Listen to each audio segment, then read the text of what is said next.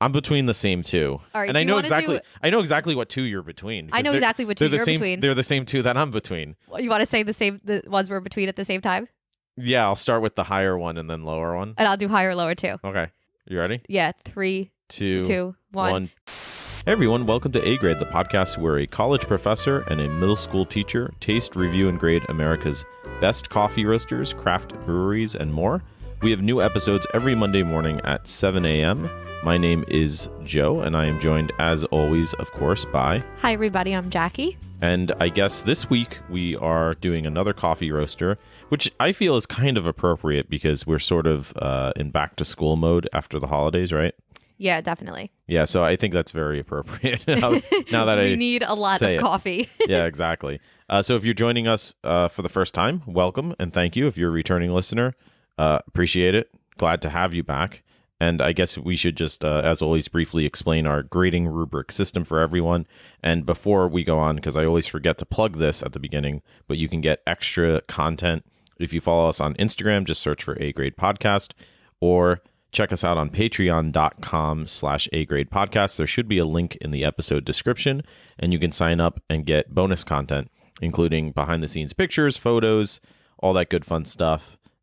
Maybe some pictures from this episode, which you may want to see because there may be some interesting bathroom photos, but I won't say more about that until we get to the part of the episode when we review the bathroom, but it is coming. So yeah, check us out on patreon.com/A Grade Podcast for more of that and other bonus content, which is really cool, right?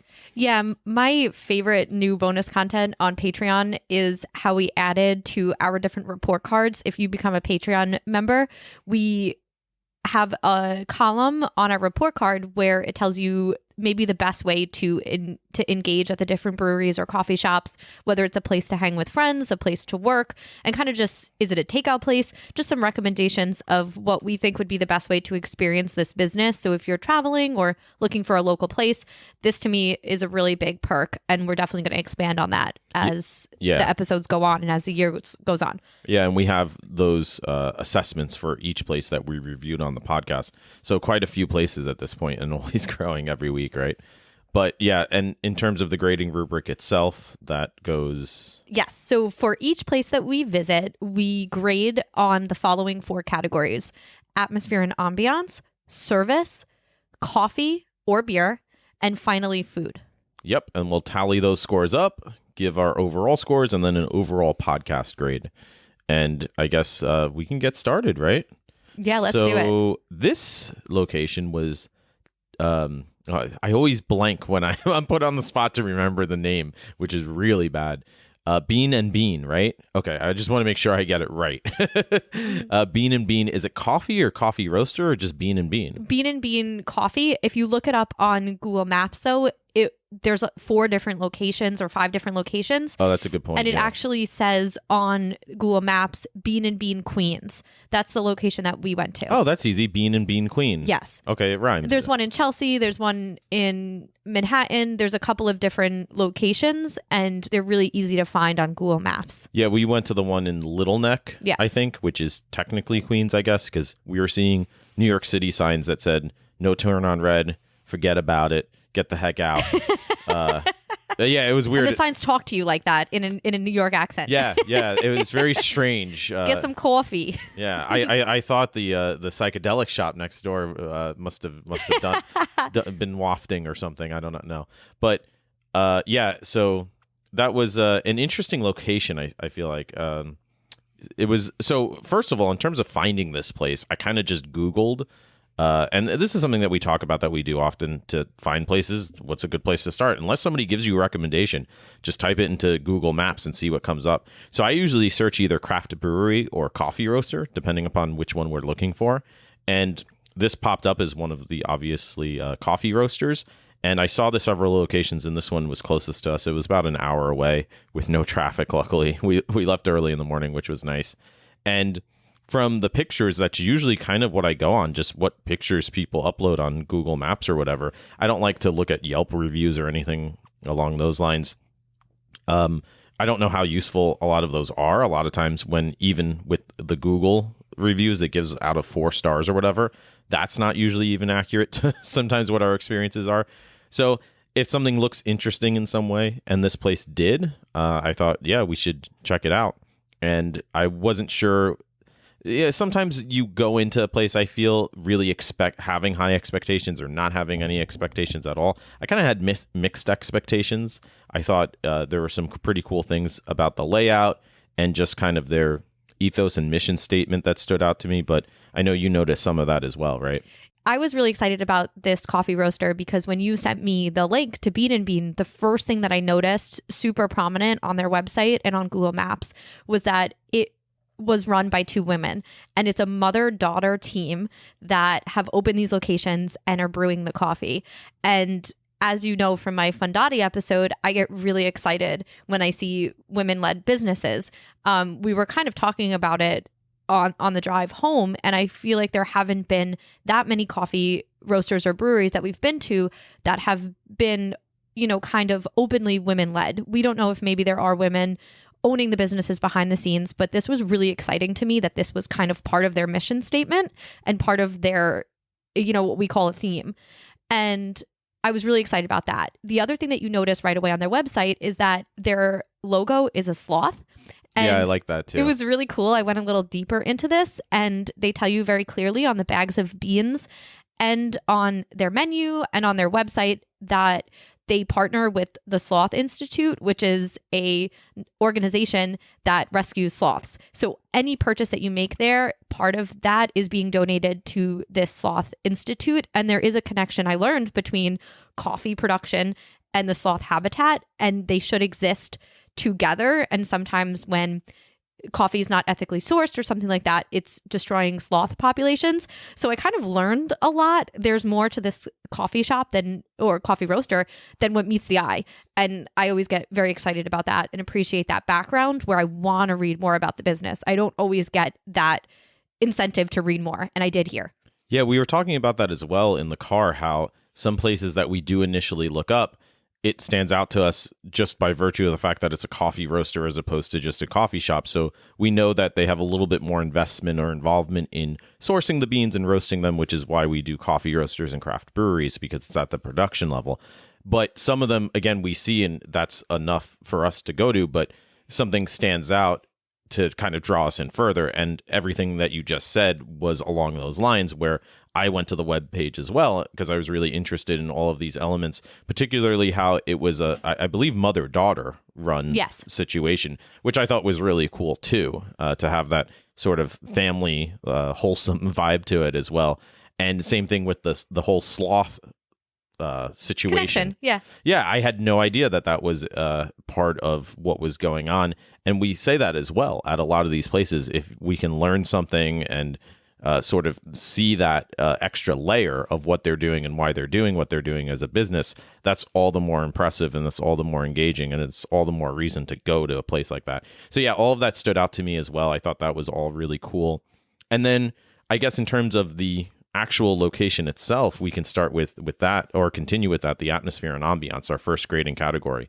Do you want to start with atmosphere and ambiance in terms of when we actually got there, what your impressions were? Because I won't say more. Let's see what you have to say first. So there's a couple of things that you notice when you get there. First of all, it is on a, main-ish type road in Queens. So it is pretty busy, but parking was not an issue. They did have a parking lot, which is really great. And there was also street parking that was very easy and very available. When you actually walk into the coffee roaster, the first thing that you notice is the smell of the beans.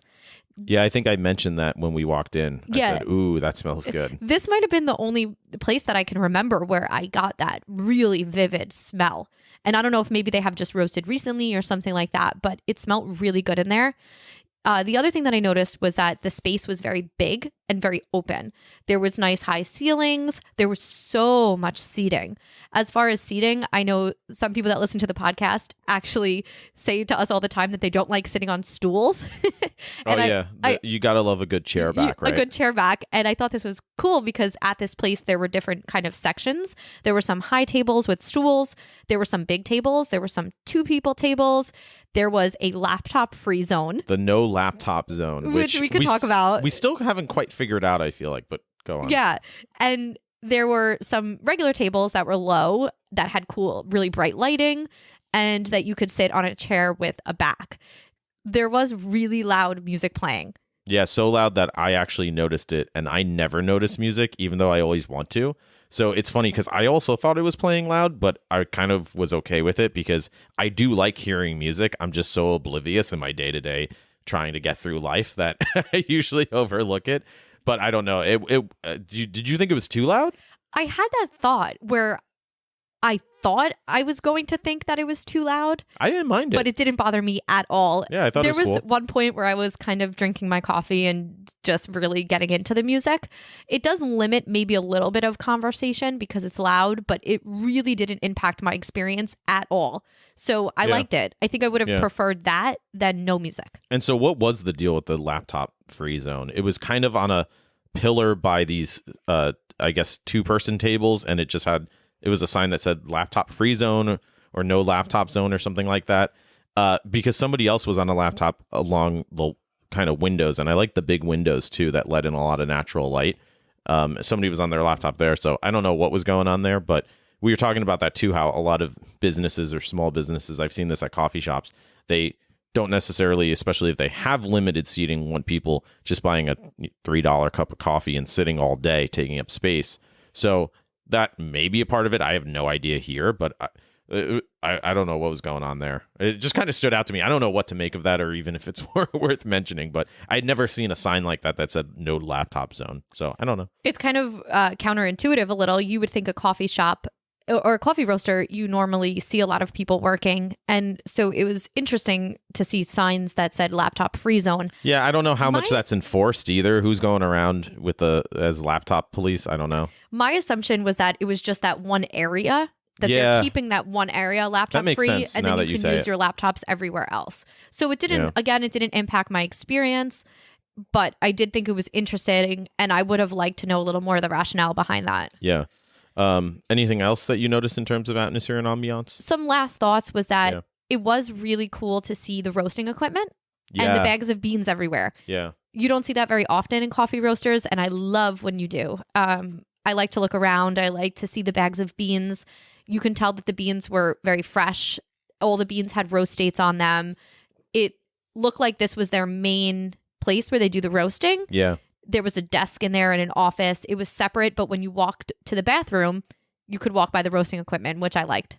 Yeah, I thought it was a really cool balance between kind of the production of roasting the beans and having the bags of beans and balancing that with comfortable space to sit and have customers and all that sort of thing. It kind of reminded me of almost like a bigger version of Southdown. If you go back and listen to our Southdown episode that we reviewed, it was kind of like that, where you had all this production equipment, but still kind of a very distinct area for customers. And it's nice, I think, at a coffee roaster, and same thing with a brewery, when you see fermenters and other brewing equipment, to be able to see the process or the equipment behind the process, but not feel like you're in a factory or something like that. It's a really hard balance to define and to maintain, and I thought that was pretty cool too. Yeah, I really like the open space. The only thing I would say is that I felt that Southdown, which I gave A grade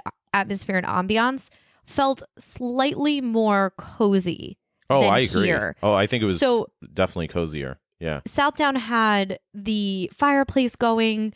It had plants everywhere. The wall art. The lighting was a little bit dimmer in Southdown. Another place that comes to mind is a place we didn't even review on the podcast, Alex Coffee Roasters in Brooklyn, where we just stopped and got a cozy cup of coffee. The lights were That place dim. was cozy. See, you're in winter cozy mode right now. I'm feeling more of the winter cozy mode, where this coffee roasters felt a little bit more industrial, a little bit less cozy, less friendly. There were no like couches we've sometimes seen places, or there were some plants, but not everywhere. It was very bright. I'm feeling the cozy vibes right now when I go to a coffee roaster, and that wasn't necessarily what I got there. I liked the fact that they had outdoor seating too. It was kind of not really tenable today because it's raining. Well, it's January and it was rainy and kind of chilly. So like the fact that they have it, I think, is really cool. And I could see that being a really cool option in the summer, maybe, or just better weather. So I like that as well. But yeah, I kind of agree in general. I don't mind kind of the industrial vibe as long as it's sleek and clean and all of that. It's different than kind of the comfy coziness of the places that maybe you've mentioned.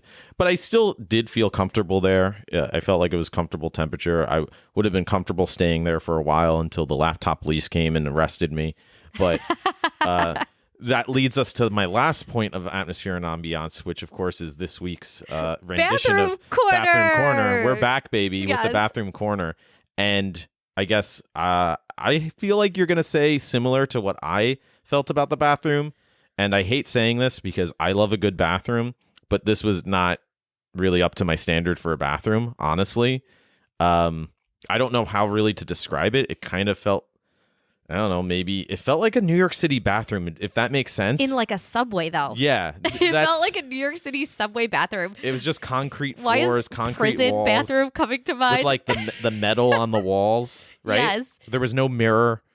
The mirror was outside of the bathroom. There was a big really? full-length mirror that's outside cool. of the bathroom. I will post pictures on the I didn't Patreon notice that. of the bathroom because I did take a selfie of myself in the mirror as I was leaving, and I appreciate a good full-length mirror, but there was none in the actual bathroom. Yeah, it was not the best bathroom experience I've had. Mine was a little dirty. Was yours a little dirty? Mine was a little dirty, honestly. It was dirty. The sink was a little dirty. There was the floor there was a fair amount dirty. of rust. There was a fair amount of other things I'm not going to say.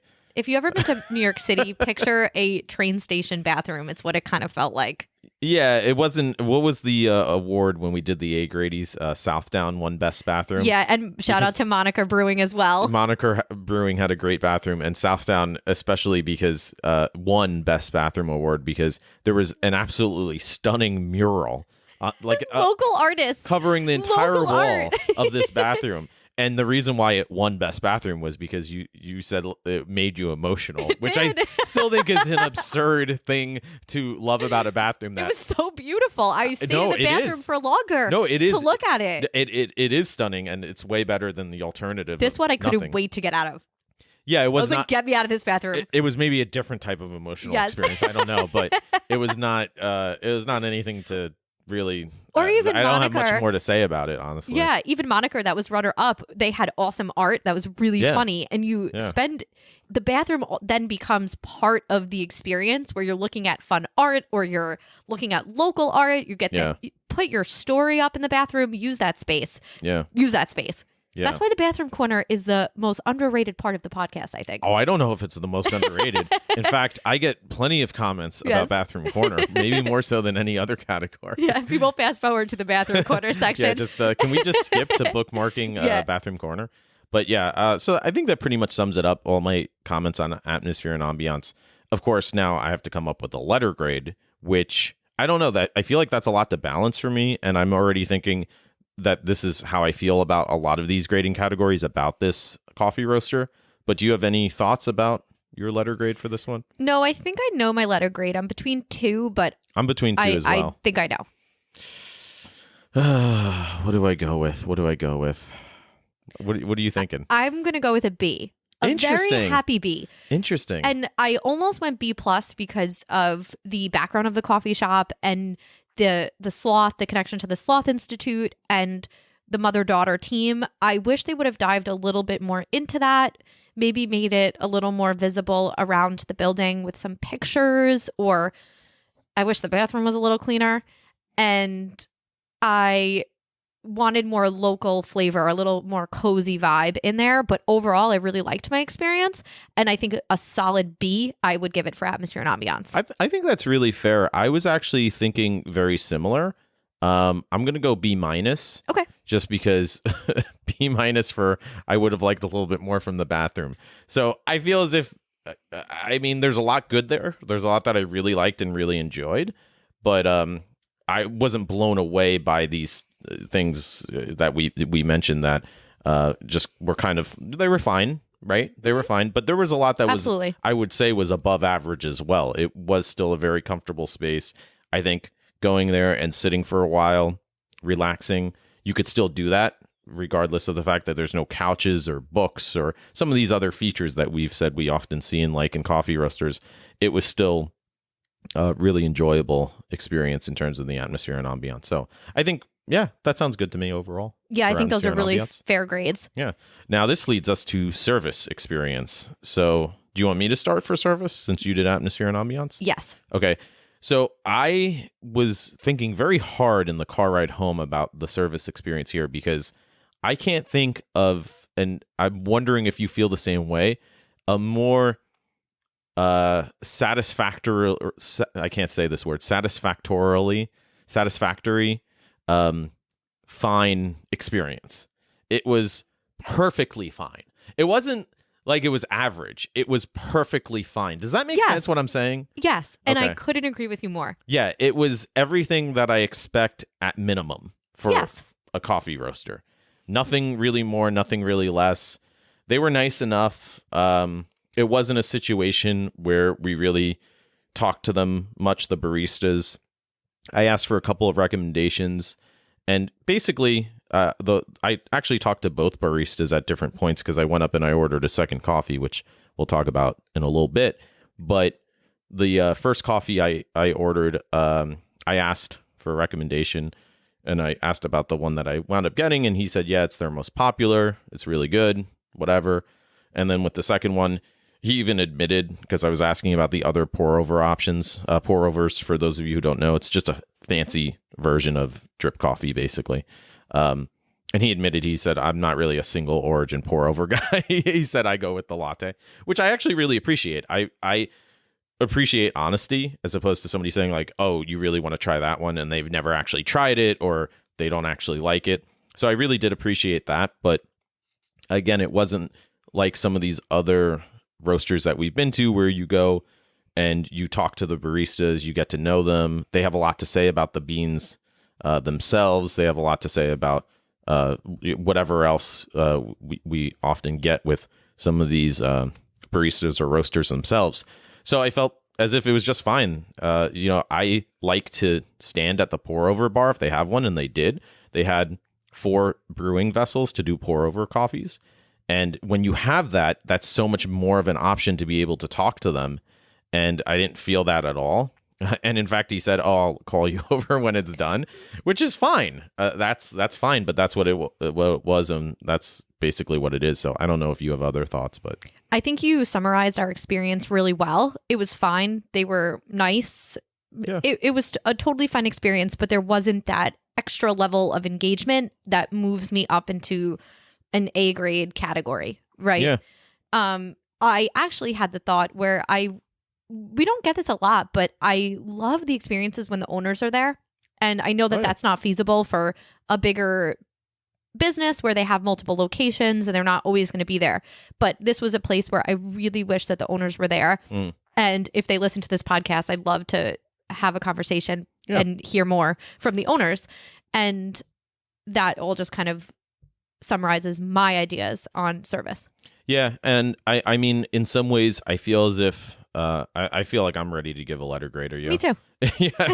I wish there was more to really talk about, but honestly, the only other thing that stood out to me was that they were definitely, I appreciated, they seemed very clean. They seemed very orderly. They would put on gloves to do things, which was super nice, especially these days, being very health conscious. And I mean, it is a cliche, but it is true. It's so hard to find good help and find people who aren't texting on their phones while they're making coffee.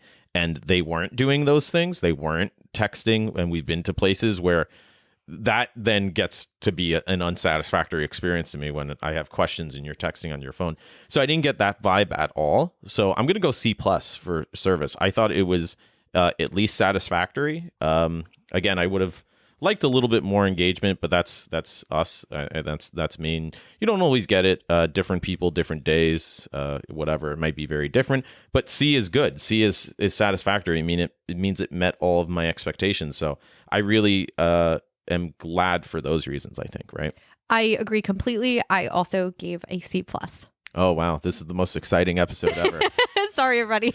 The haters are going to hate. What can you do? That's fine.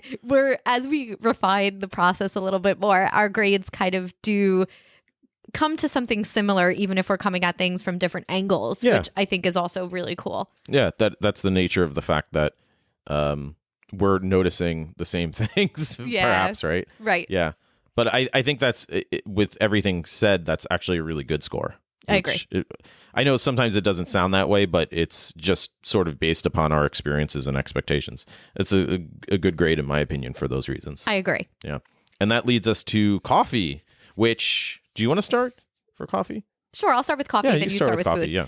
I ordered a honey latte, so they did have options. They didn't have artificial sweeteners like I was, struggling with last week. And coming off my latte last week, I was so happy when I had this latte. I had a honey latte that I thought was delicious. It was balanced. The amount of honey, espresso, and oat milk was great. He made a really, really good latte, the barista. I really enjoyed it. I finished it from start to finish. I was impressed with my latte. I thought it was great. As far as your pour-overs, I'll let you talk a little bit more about them, but I also thought they were great. I thought each one was delicious. We had maybe the most unique pour-over we've ever had, and I can't wait to hear you talk about it. I loved the coffee here. It was my favorite part of the experience. Oh, I hated it. No, I'm kidding. Walnuts. I just wanted you to, well, now you have to explain what walnuts is. That's my code word for when Joe in his writer brain is making something up. When I say walnut, he has to basically say if he's telling me the truth or not. That's my code word. That's true. And if you subscribe on Patreon, we'll tell you the origin of the walnut story. Ooh, yes, we will. We will add the origin of the walnut story. It's actually a pretty good story. I can do that. I can add a secret document Ooh. that has the origin of the walnut story. Let's do it. Yeah. We'll keep on upping those Patreon. For $3 a month, you can find out why I say walnut randomly on the podcast. Now we're going to keep saying it. But anyways, there was no walnut coffee. But I actually 100% agree. I thought the coffee was by far the best part of the experience, which I think ultimately is what matters most at a coffee roaster. We talk about this a lot, but for me, it comes down to the coffee. And I thought the coffee was really, really good. Some of it was great, I thought.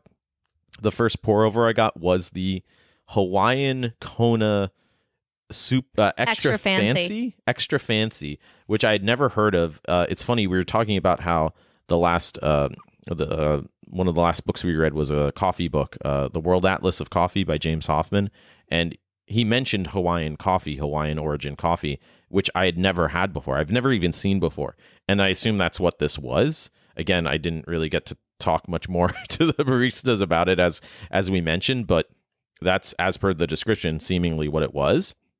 And I agree, it was one of the more unique pour-overs I've ever had, and it was a really great pour-over too. I couldn't quite put my tongue on exactly what the flavor profile was, but I kept saying that there was something almost floral about it to me. And whenever you get that extra essence, whether it's a malty chocolatiness or a bright fruitiness like a blueberry, or kind of an herbalness or a floralness, these are profiles that you often get by doing a fresh pour-over method. And I 100% got that with that pour over. I would say on the pour over scale, which it's a slightly different scale than my normal coffee scale, I would say that was like an A- pour over. It was a pretty fantastic pour over. And then the second pour over I got, I didn't love as much, but I still thought it was a really good pour over. I would even say that was like a B+ pour over. And again, that means that it's way better than any just regular drip coffee you're ever going to have. So that's pretty high praise, honestly. And I thought your latte was pretty great too. I should say the second one I got, I think the second pour over I got, I believe, was a Colombian, Guatemalan geisha something or other, right?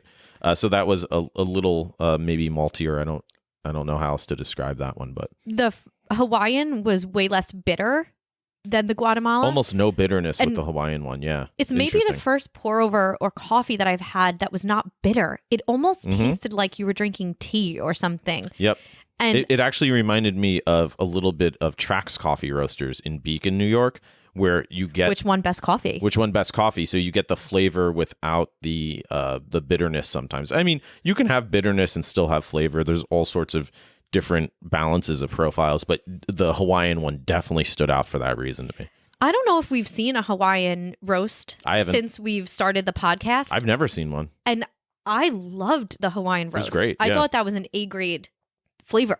It was fantastic. Yeah. I loved it. And they also had on the menu, just as a side note, they had about 6 pour over options, which I thought was great. Yeah. And they were sold out, unfortunately, but they also had Jamaica Blue Mountain coffee, which we have not seen. And unfortunately, they were sold out. But in my mind, all of these options and the specific roast dates on the bags of beans and the fact that it was traceable down to the farm when possible, all of these things made me think that these women who run this business, they know their coffee. Oh, yeah, 100%. They know their beans, and they are getting unique flavors. I've never had a Hawaiian coffee before. Yeah, it was great to see. And I've never seen a Jamaica coffee on the menu. We actually did even buy a bag of beans. And I was really impressed with the coffee. Really, really impressed. Good job. Yeah. Bean and I don't know if I mentioned, but your latte as well, I thought was pretty great. It was really well balanced. You could taste all the elements. It was a really solid latte, I thought. And this is why I also am outraged when a place only has artificial sweeteners, because you can make, I know this is crazy, but for even people that like an artificial sweetener, like a pump sweetener. Yeah. There are options to get that sweetness that is so natural and so clean and does not take away from the taste of the coffee. When you put in honey or put in maple syrup, I really think it's an underrated way to drink a latte because you're getting the sweetness. You don't need fake sugar in a coffee. I think it ruins a coffee. Oh, yeah, 100%. And it turns a coffee into a milkshake or...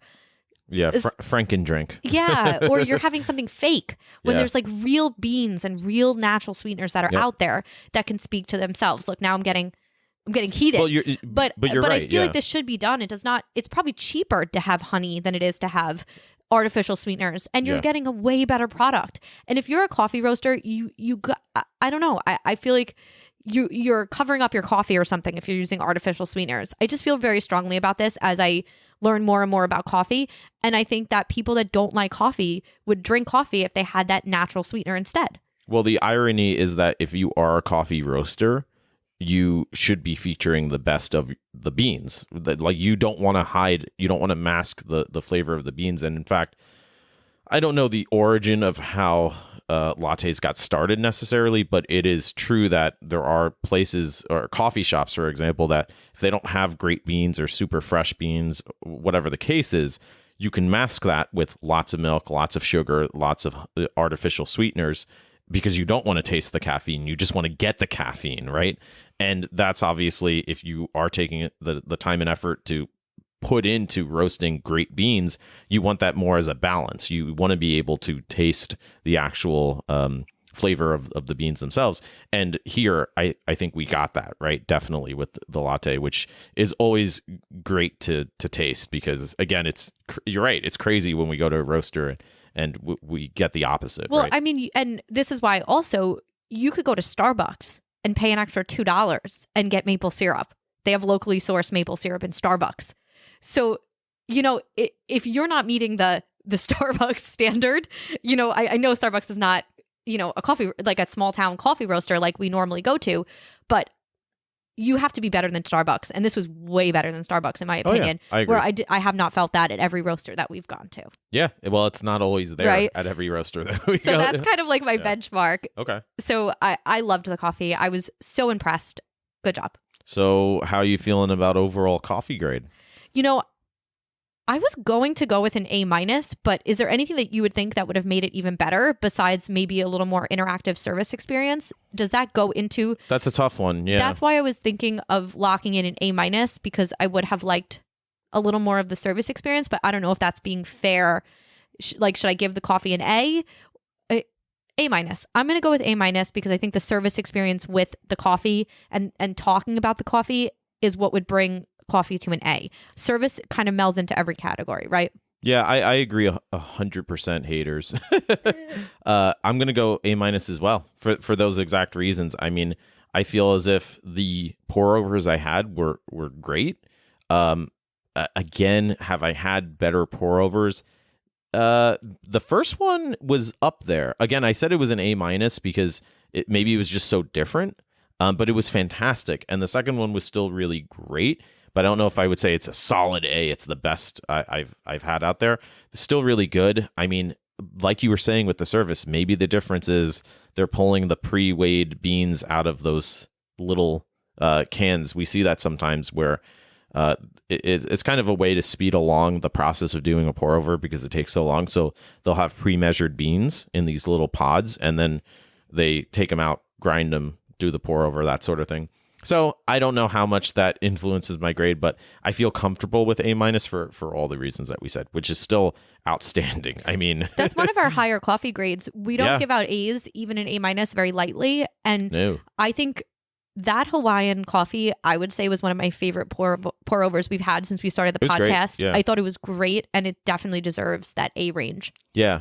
I think if you compare it to a lot of the other places we've been to, especially the A grade range places, it's definitely trending up there for sure. Yeah. Agreed. I think if you want a fantastic coffee and something a little different, this is a place to go to for sure. 100%, right? Absolutely. Yeah. Okay, cool. And that leaves us with food. Food. You want me to start? Yeah, you start with food. Oh boy. So the first thing I noticed with food was that and I was actually very excited because I did sneak a peek online and noticed that they had basically a full menu. And when I say full menu, I mean they had sandwiches, they had pastries, they kind of run the gauntlet or gamut, whatever you say, with options, which is really cool. And they did have a bunch of pastries. They had some gluten-free ones, I think, or vegan ones, and then just some other ones. So there were definitely options. But what stood out to me was the monkey bread. And if you haven't had monkey bread, you should definitely Google a recipe and make it sometime because it's fantastic. And I was talking to the barista about how excited I was that I saw that they had monkey bread. And he was like, okay. So I had to get it. I had to try it because like I said, I grew up eating monkey bread. We would have it on family morning holidays and that sort of thing. And if you've had monkey bread or you're going to try monkey bread now, because I'm recommending it, it's supposed to be kind of crispy on the outside.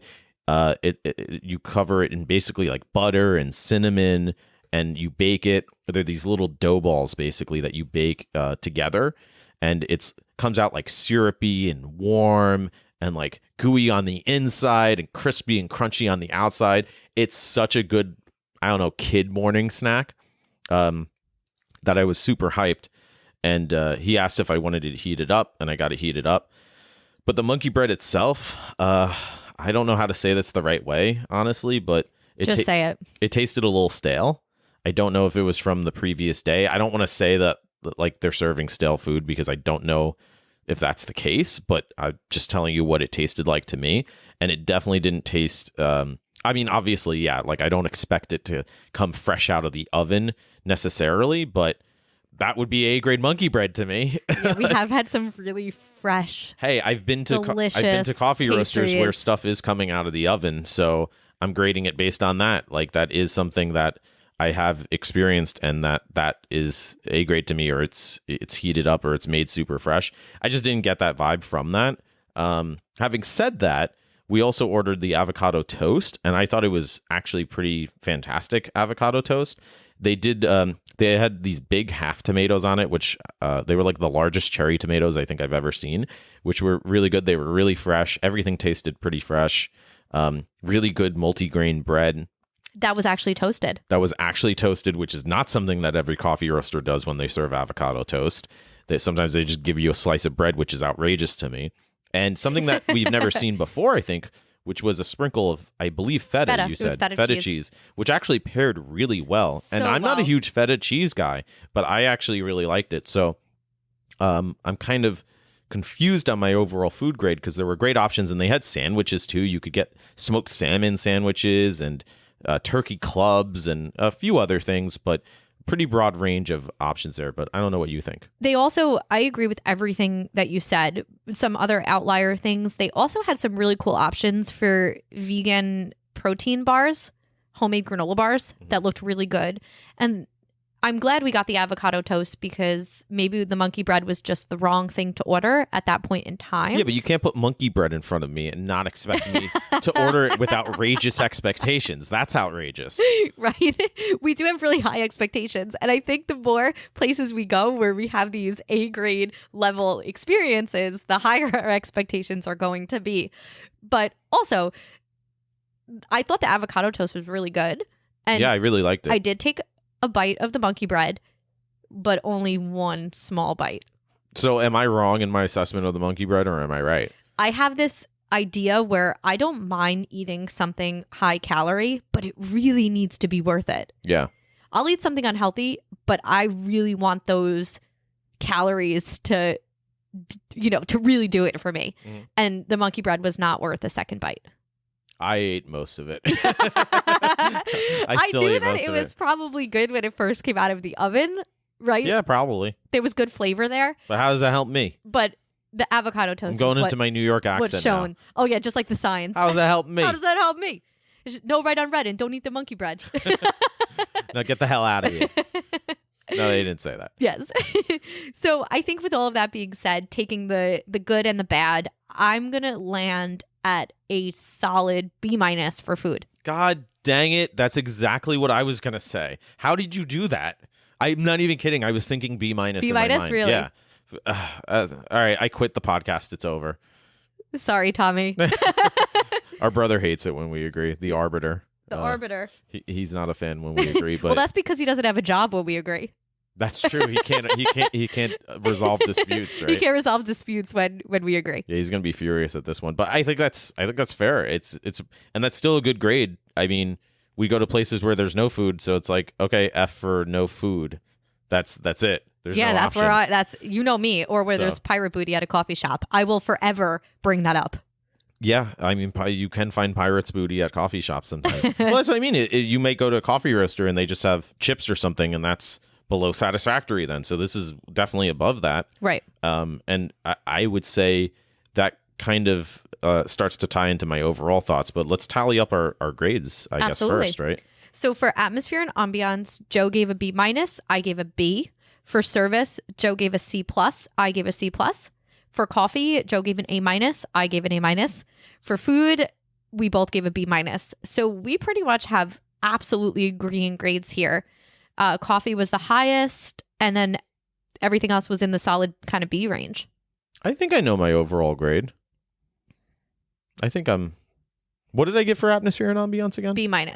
Okay. I'm between two. I'm between the same two because obviously we're telepathic now, all right, and I know exactly what two you're between. I know exactly what two you're between. They're the same two that I'm between. You want to say the ones we're between at the same time?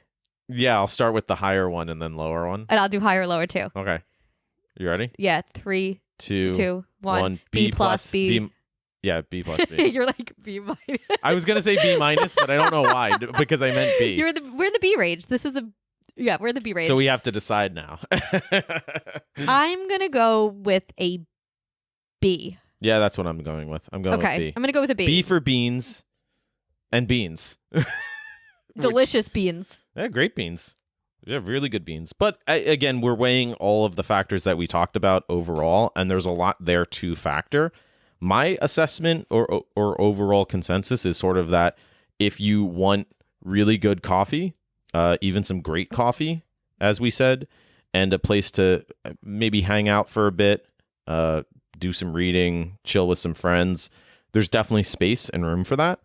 And I think it's a good reason to go there for those reasons. Especially, too, we talk about this as well. Some coffee places, they're really just takeout places. Coffee roasters, some of them are really just takeout places, or they don't have food options. So you really got to go with the mindset that if you just want coffee, that's maybe the place. But this, you can get a sandwich to go. You can get some pastries. You have those food options. So it's a great place maybe to stop by for breakfast, essentially, or lunch even, because of those sandwich options. So I think overall, it's a really good experience for those reasons. I'm very happy that we went there, for sure. And I would definitely recommend basically anybody, if you're looking for great coffee, check it out. I would even say go out of your way to maybe check out some of the other locations, because I would be curious to know what those are like as well. So I would recommend it pretty much to everyone. Yeah, I agree completely. I think it's worth it to check out every single one of the locations. I think if we're ever in Manhattan, we will check out a different location. Maybe there's different vibes in those or something like that. Another recommendation I would give is this isn't a great spot if you live on Long Island. I know all of our listeners don't live on Long Island, but I would recommend that you stop here on your way driving into the city or driving upstate or driving off of Long Island. Yeah, that's a great point. Right off of the Long Island Expressway. Again, for our Long Island listeners, it's right off the Long Island Expressway, and about a minute off the road, you could stop, grab some really good food, really good coffee, get back on the road, and head upstate, head wherever you're driving, head down south. That's a great really point. good Yeah. hub. If you live on Long Island and you're commuting somewhere or traveling somewhere, stop here. Instead of stopping at a Starbucks or a Dunkin', stop at Bean and Bean. Donate to those slots and support this awesome women-led business. Yeah. You heard it here, folks. You heard it here. Give it a stop. Highly recommend. Solid B. Really good grade. Really excited. Yeah. B for beans, B for beans and beans, beans overall. I was trying to think of B for help the sloths, but there's no B's in that. Well, just help the sloths. Sloths need no slogans. Yes. They just need your support. And Hawaiian and Jamaican coffee. So unique. It was cool. So unique. I'm glad. Like I said, I'm really glad we checked that place out. I'm all in. Highly recommend. Cool. Well, that just about wraps it up. So thank you for joining us on this week's grading adventure as we head back, unfortunately, into the school year 2022. We're getting back into it, and which is why we're crushing coffee roasters early on. But we'll be back next week. I'm not sure what we'll do next week. Eventually, of course, we'll be doing some craft breweries. We have an extensive and continually expansive list. There's even places that are commenting on some of our posts now. There was a brewery that we want to check out in particular that said, when are we up for a review, and that's enough to get us it's kind of really there. exciting. It's high on our list now.